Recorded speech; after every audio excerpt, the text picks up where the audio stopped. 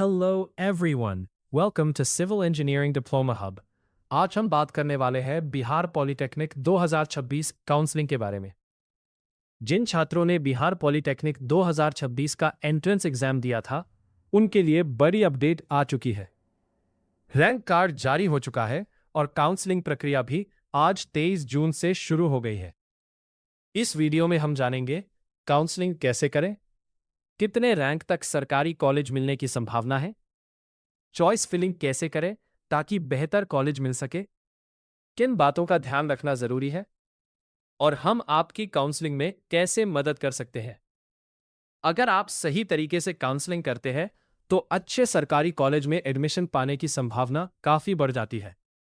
इसलिए इस वीडियो को अंत तक जरूर देखें, क्योंकि एक छोटी सी गलती आपके कॉलेज चयन को प्रभावित कर सकती है।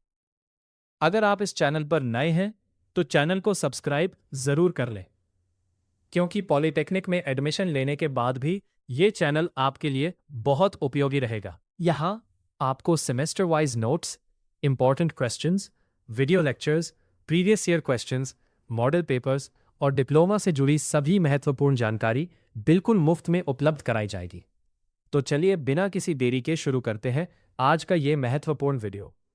सबसे पहले बात करते हैं कि कितने रैंक तक वाले छात्रों को काउंसलिंग करनी चाहिए। हमारी सलाह है कि यदि आपका यूआर रैंक 50,000 तक है तो आपको निश्चित रूप से काउंसलिंग करनी चाहिए।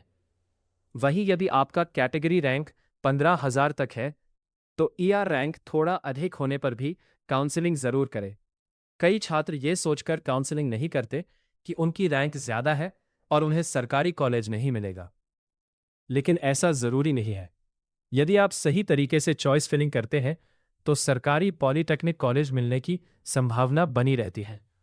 अगर आपकी रैंक थोड़ी अधिक है तो केवल कुछ चुनिंदा कॉलेज या ब्रांच ही ना भरें। आप अधिक से अधिक सरकारी कॉलेजों और ब्रांचेस को अपनी चॉइस लिस्ट में शामिल करें। इससे सीट अलॉटमेंट होने की संभावना काफी बढ़ जाती है। कई छात्रों को लगता है कि काउंसलिंग में केवल एक या दो विकल्प ही भरे जा सकते हैं, लेकिन यह बिल्कुल गलत है। बिहार पॉलिटेक्निक काउंसलिंग में आप कई कॉलेजेस और ब्रांचेस को अपनी प्रेफरेंस लिस्ट में जोड़ सकते हैं। उदाहरण के लिए, यदि किसी गवर्नमेंट पॉलिटेक्निक कॉलेज में 5 अलग अलग ब्रांचेस हैं तो आप उन सभी 5 ब्रांचेस को अलग अलग चॉइस के रूप में भर सकते हैं। इसी प्रकार अन्य गवर्नमेंट कॉलेजेस की ब्रांचेस को भी अपनी प्रेफरेंस लिस्ट में शामिल कर सकते हैं। जितनी अधिक उचित चॉइसेस आप भरेंगे, सरकारी कॉलेज मिलने की संभावना उतनी ही बढ़ेगी। और हाँ, एक महत्वपूर्ण सलाह, यदि आपका लक्ष्य गवर्नमेंट पॉलिटेक्निक कॉलेज में एडमिशन लेना है तो बिना जानकारी के प्राइवेट कॉलेजेस को प्रेफरेंस में शामिल ना करें।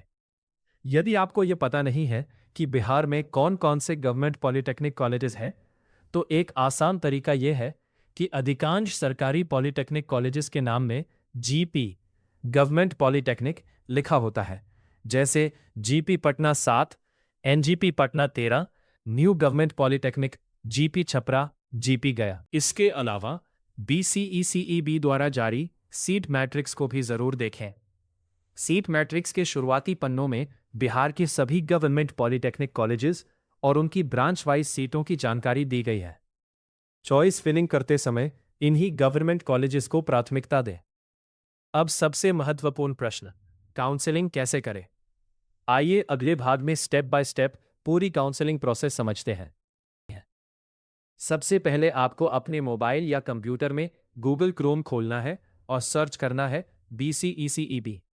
सर्च करने के बाद बीसीईसीईबी की ऑफिशियल वेबसाइट आपके सामने खुल जाएगी। वेबसाइट पर जाने के बाद आपको डीसीईसीई या पॉलिटेक्निक काउंसलिंग से संबंधित लिंक दिखाई देगा। उस लिंक पर क्लिक कर दीजिए। इसके बाद आपको लॉगिन करना होगा। लॉगिन करने के लिए अपना रेड आईडी दर्ज करें, एप्लीकेशन फॉर्म भरते समय बनाया गया पासवर्ड दर्ज करें, कैप्चा भरें। लॉगिन करने के बाद आपके रजिस्टर्ड मोबाइल नंबर या ईमेल आईडी पर एक ओटीपी भेजा जाएगा। ओटीपी वेरीफाई करने के बाद आपका डैशबोर्ड खुल जाएगा। डैशबोर्ड खुलने के बाद बाईं ओर लेफ्ट साइड मेन्यू में आपको विभिन्न विकल्प दिखाई देंगे।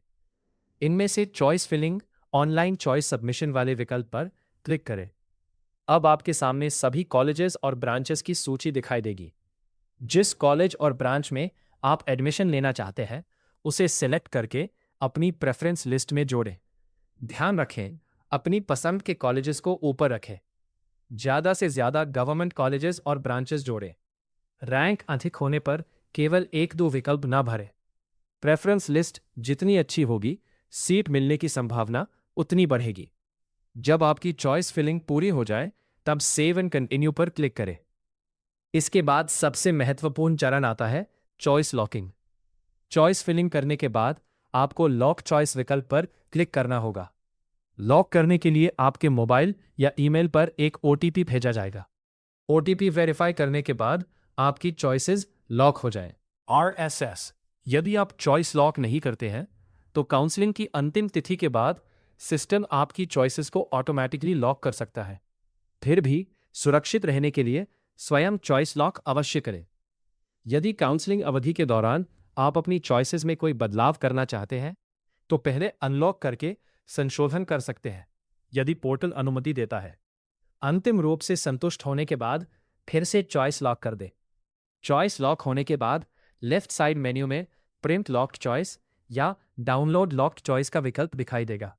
इस विकल्प पर क्लिक करके अपनी पूरी चॉइस लिस्ट का PDF डाउनलोड कर लें और उसका प्रिंट आउट निकालकर सुरक्षित रख लें।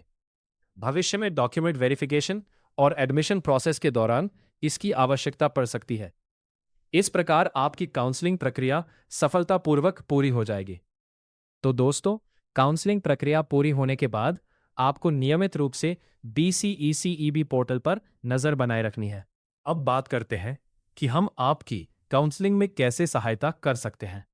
अगर आपको लगता है कि काउंसलिंग के दौरान आपसे कोई गलती हो सकती है, गलत कॉलेज सिलेक्ट हो सकता है, या कहीं प्राइवेट कॉलेज गलती से चॉइस फिलिंग में शामिल हो जाए, तो आप हमारी सहायता ले सकते हैं।